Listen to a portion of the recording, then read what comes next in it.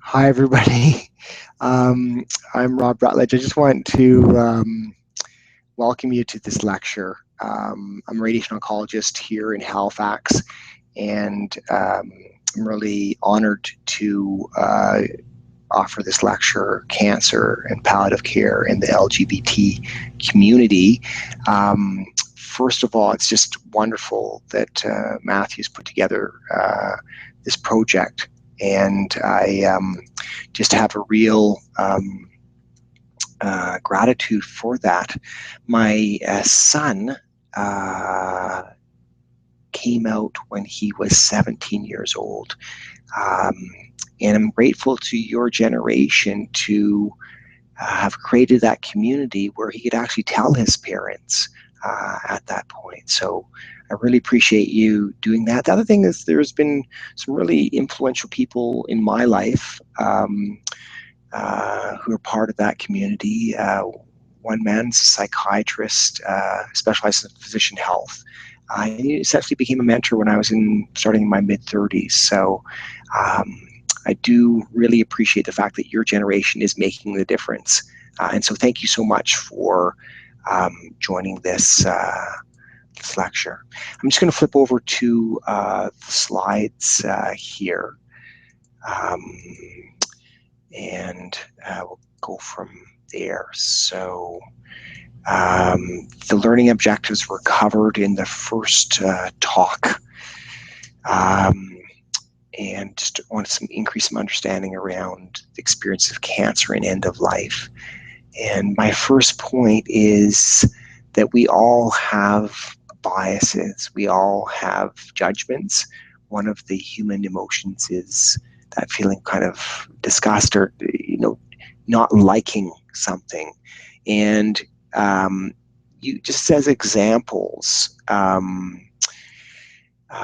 think of, your various clinical interactions so far. So there might be people who are really vulgar, loud, disrespectful, angry in the emergency room, and you just don't like that personality at all. Somebody who's sexist or even misogynist, can also push your buttons. People who are unkempt or dirty, just or unattractive in whatever form, through disfigurement or obesity. I had to realize my own kind of ethnic or religious biases, and then to kind of bring that to consciousness to say it's ridiculous to judge a group of people in that way. But you may not like people who are manipulative or judgmental, quiet or acquiescent, because you weren't allowed to be that yourself. So we all have biases, and we can even be biased towards people who are positive. Maybe somebody's good looking or physically attractive, and you kind of give them extra attention within the healthcare setting because of it. Now, we're human, it's natural, but I just want to say, let's accept that we do have biases, but then we can bring our kind of higher level of understanding or consciousness to the situation to say, that's a bias. It seems ridiculous now that I question it, and be able to see the person for their fullness. And then you can actually really connect with them human to human as part of it, being a healthcare professional. I wanted to go over the cancer system, starting with what causes cancer. So the normal cell that develops dozens of mistakes, the damage kind of builds up over the years, ultimately to develop a new cell that's growing in an uncontrolled way. And you can see that the cancer incidence increases into that kind of 40s, 50s, 60s, 70s because it's taken that many decades for the cells to mutate to that point. And even within Canada, so there are 45,000 new breast cancer diagnoses per year. Because of a high percentage that are cured and there's great longevity, there's more than 250,000 Canadian women who have a breast cancer history. So it's a cell that is growing and has many mistakes. Mistakes can be genetic, which is about 5% of the cancer risk. They can happen through mutation, which actually I think is the majority of the kind of degenerative disease. And lastly, we can expose ourselves in different ways to carcinogens that cause the damage there. And so there are different breast cancer factors. And in the red squares, rectangles, I've outlined some of the kind of modifiable. So the um, women who have no kids or kids at a late age have a higher risk of breast cancer. Those with increased alcohol smoking consumption or who carry too much weight are also at risk of breast cancer. And there's another table outlining a lot of the different risk factors. And I don't want to generalize, because that the community, LGBT and queer women, are really, it's a very diverse group of people. But on average, there's an issue, and the issue is a higher risk of risk factors within that community. And the risk factors, so the sexual orientation by itself is not a risk factor for cancer. It's the behaviors that are associated with that and the kind of lack of screening and so on that put women at risk there. So if you just look at women in Nova Scotia smoke more than the national average, and lesbian women in other parts of the LGBT community also have higher rates of smoking and alcohol consumption. Obesity is higher in lesbian women, and obesity contributes to about 15% of the cancer risk.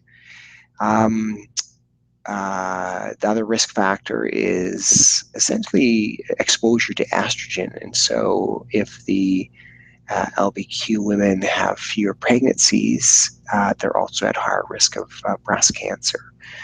And just look on to the right side, decreased rates of healthcare access. So in the right points, 30% of the LGBTQ community do not seek healthcare services, anywhere to the same extent as the heterosexual side, which is only about 10%, which kind of avoid it. And the issue is around lack of trust and understanding within that system. And I'm looking at this pie chart and realizing that perception, whether it's real or perceived, has a huge influence on a person's health. So then there are less financial resources typically within that community, so higher poverty rates, lower incomes, less health insurance, and more stress, and oftentimes tobacco and alcohol come out as some coping mechanisms around that. Lastly, is this sense of the perception that we as healthcare professionals lack the understanding, and so it kind of shuts down the conversation. The LGBTQ community can have a bad experience and therefore less likely to be open with that next healthcare professional. Just the quick definition of the sex, I think, is what is your chromosomal status at birth? Is it XX? You have more womanly features, XY, or have more men. You have the men genotype, and then gender is more like self-oriented. And then just generally speaking, if you look at women, so higher rates of depression, stress, work-life discrimination, lower wage, less health benefits, more episodes of disability and chronic illness.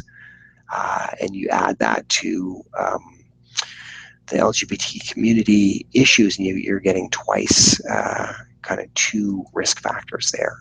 So, and so there's less kind of access and less research to try to understand and to modify the system to better serve that community.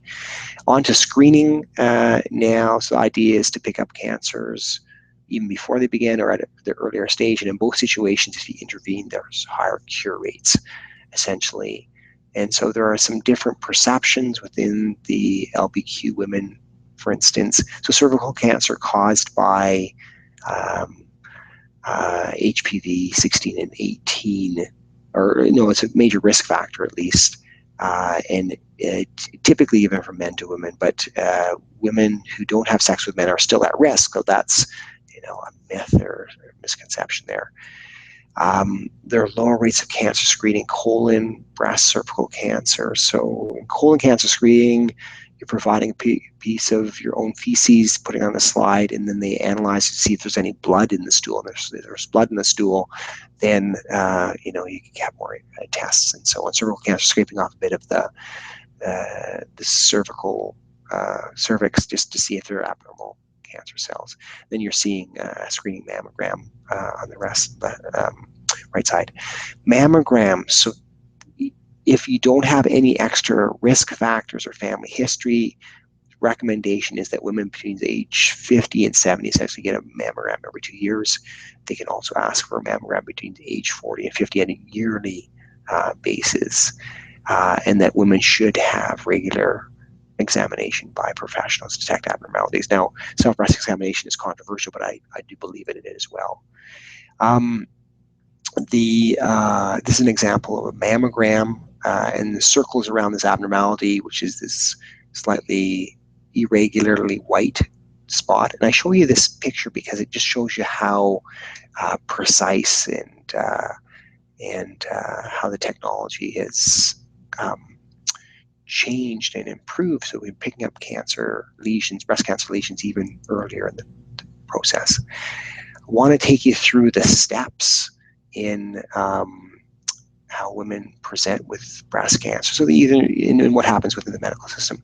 So they either find a lump or they have an abnormal mammogram. Either way starts them. If they report their lump to their doctor, a biopsy is sticking a needle into the lesion and seeing if there are any cancer cells within that lesion. Next step is surgery. So either almost always it's breast conserving surgery in that you're adding radiation or you're having the whole breast off. So it's a choice between the two. And the choice depends partly on whether the reasons not to use radiation treatment. If the tumor factor is an extremely large tumor in a smaller breast, you're not going to have good cosmetic results. So you should probably just simply remove the breast as a mastectomy anyways, and patient preference.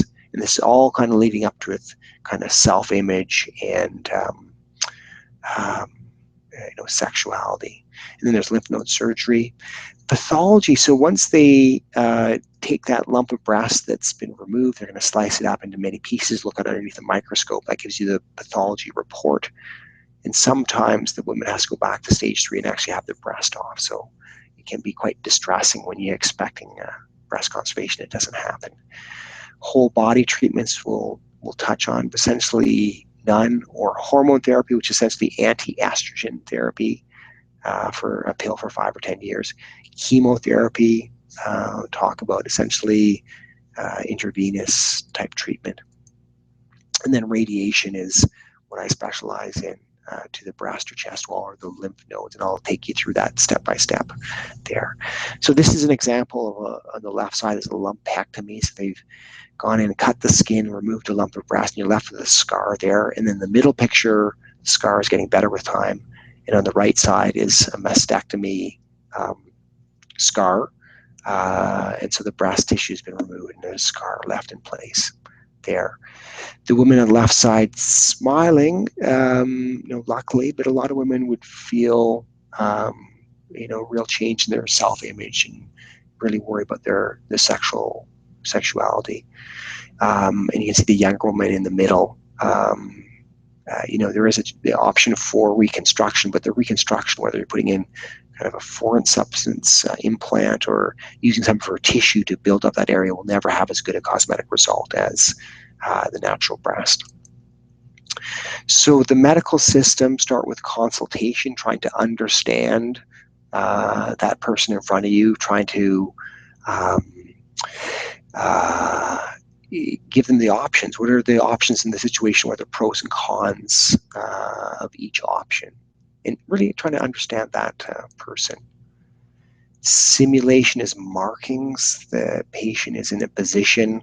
The orange structure is the breast board, so they're going to be in the same position. Their hand and arms are going to be immobilized. And then they have a CAT scan, which gives a three-dimensional set, so you can individualize the radiation plan for each person. Part of it is to actually put a little tattoo in the top right.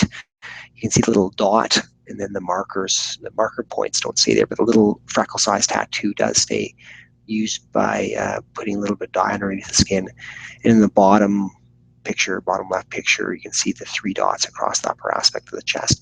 And some women find it quite difficult because it's a daily reminder that they had a cancer diagnosis, and occasionally they'll have those surgically removed. Next step is to do contouring, which is to, within that 3D set, the CAT scan is to actually outline where you want the cancer cell, where you want to get your radiation and the normal tissue you want to spare. It's a prostate cancer case you're seeing there. Next step would be dosimetry, which means trying to apply the fields to treat the tumor and spare the normal tissue as much as possible. So dosimetrists will come up with a plan. The radiation oncologist would approve it. Here's a plan of a breast. In the bottom left, you can see this kind of dark area within the breast, surrounded by an orange circle. That's the seroma, or the site where the surgery was done, and that's the site where the most chance there being cancer cells. So the distribution of radiation is going to cover the whole breast and definitely going to cover the seroma site, but you see the different views of that distribution. The woman goes on to radiation treatment. So they lie on the bed, the therapist set them up, and they adjust their body, wiggle them into the right shape so that their lasers end up hitting exactly where the tattoo is. You can see that in the top left-hand corner. And then the big head of the machine, the white machine there, will rotate around the patient and aim the radiation in various directions. They don't feel it or see it. They're not sick to their stomach unless they treat their gut. They don't lose their hair unless we treat their head, but really aiming the radiation at the breast itself. Those are the radiation therapists out in the console area. They're actually able to see the patient inside the room. They can talk to them and so on. The person has to be in the room by themselves for about 10 minutes. And it's typically 3.5 weeks or 5 weeks of radiation daily. Pretty easy treatment. There's the radiation machine skimming across the breast tissue, hitting the breast tissue, minimizing the dose to the heart and the lung. This is not a great picture, but you can see the redness in the bottom third of the screen or so, and that's the skin reaction, like a sunburn. So that's the chest wall area. That's more advanced. You're getting a little bit of breakdown of the skin and some kind of water coming through the serum coming through the tissue, some moist desquamation. Peaks at the 4 or 5 week point, gets better within a month, the radiation finishing. There's lymphedema. So the left arm of this lady is quite swollen. So there's been a disruption in the lymphatic vessels that are going up into the armpit area. And then obviously she's had some therapy. There's obviously still on the right picture, she still has some swelling of her arm, but it's much less. She's probably had a compression stocking there. But that's a permanent side effect. And you can see how that would influence her her appearance and self-perception. Chemotherapy. So the medical oncologist is the one who gives chemotherapy. It's given as a whole body because it's either going into the vein or taken by pill. Essentially, you're trying to kill or neutralize cancer cells. And if you're given as kind of classic courses, could be day 1 and day 8. And then you have 2 weeks off. Day 22, you start the next course of chemotherapy. It affects the faster growing cells. But the newer therapies have fewer side effects because they're able to spare the normal tissue. Again, hard to generalize. Each type of chemotherapy is different. Each person's response is different. The physician will continue to monitor and adjust the anti-nausea medication or even the chemotherapy itself. So again, it's hard to make generalizations, but you can think about, how, chemo could affect somebody's quality of life and so on. So fatigue, nausea, vomiting, hair loss, low blood cells count puts them at risk of infection, for instance. The fast-growing cells in the gut or the mouth can also be affected depending on the type of chemotherapy. So then just asking that question, you're a healthy person and then suddenly, boom, you're in the midst of chemotherapy with all these potential side effects. How could that influence that person's life? Like, what's the bigger perspective than just the physical? The physical is important, in terms of fatigue and nausea and so on, but you're losing hair, you've lost your fitness levels, can certainly affect your body image. Going through those treatments, you're not going to be able to work or function within the home environment as well. And if you really identify with your role, then that can have a huge influence. What's your role within the relationship? Are you the kind of breadwinner? Are you the person who takes care of other people? And so that can also really influence, and add to the distress of the circumstance. Um, People don't feel like having sex during chemotherapy, typically for lots of different reasons, including can be vaginal dryness. So you can lose that intimacy within a relationship, lose the pleasure around that. And then there's the whole fear, what's going to happen in the future. A person has been working so hard to um, be independent, and then all the unknowns arise. So we watched a couple of videos that I'd like you to stop and watch as well, as part of this presentation. So the first one was a video called Coming Out, and you can stop now, and I'll just, a couple of reflections. So this is about a woman who felt it was important to share this idea that she was bisexual with her healthcare professionals. And it was difficult because she, in those difficult situations, whenever there's a new relationship, she felt invisible. That she felt like she had to bring it forward, and she felt like she could potentially be judged, and so on. And so my initial reaction to that is, I wouldn't judge this woman if they told me that they were bisexual. I would hope that I would just treat them as I would everybody else. And the takeaway point for me from the video is that each person has a different perception, and it was really important to her. It was stressed out for her, and I'd have to have real respect for the individuality and the experience of that person. So we asked, after we watched that question, we asked people, what were their reactions? If you were that person, or it was one of your family members or friends, how would you feel about it? How would you feel if you're the healthcare professional involved? And in what ways can we accommodate the unique needs of the LGBTQ community? So that was the kind of takeaway around that video. The second video, Hair Today, Gone Tomorrow. Again, I'd ask you to stop this YouTube video and just go watch the second video. Hair Today, Gone Tomorrow. So it's about a woman who had ovarian cancer diagnosis, and for me, it's a story of healing in some sense, that she in some way had to repress some natural aspect of herself, and then going through the cancer diagnosis, losing her hair, and there's that sense of freedom and empowerment, and she felt differently. She felt that she was changed, and so it was just a really beautiful story. I felt. And again, the questions were, what are your reactions to it? How would you feel if you were that person, or a family member, or friend, or if you're the healthcare professional in the situation? Lastly, I just wanted to take you through a case scenario of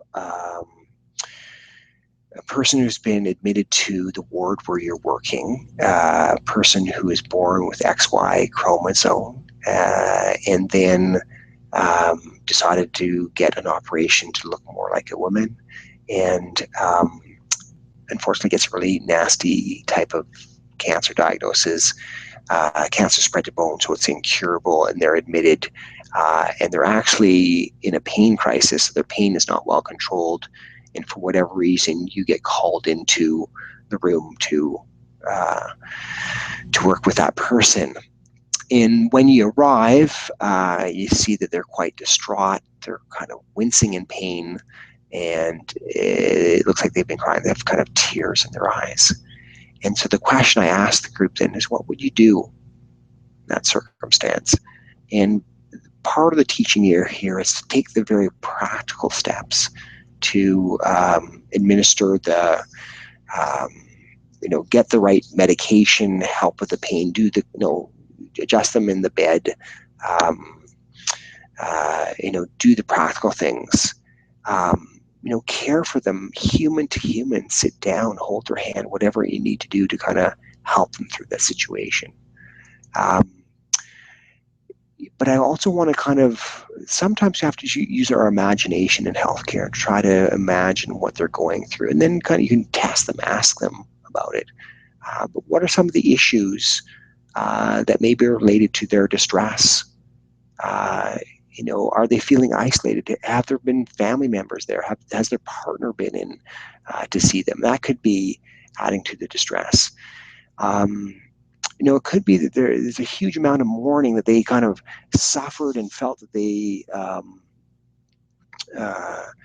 weren't expressing their true humanness all those years, and then they finally go ahead and get the operation to become a trans person, and then suddenly their expectations of the future are shattered because they thought they were going to have this life where they can actually live out what they've been dreaming about all those years. They could feel, that loss of independence. They felt rejected by society. They've worked so hard to be independent, and suddenly they've lost that independence. They could feel like their bodies let them down.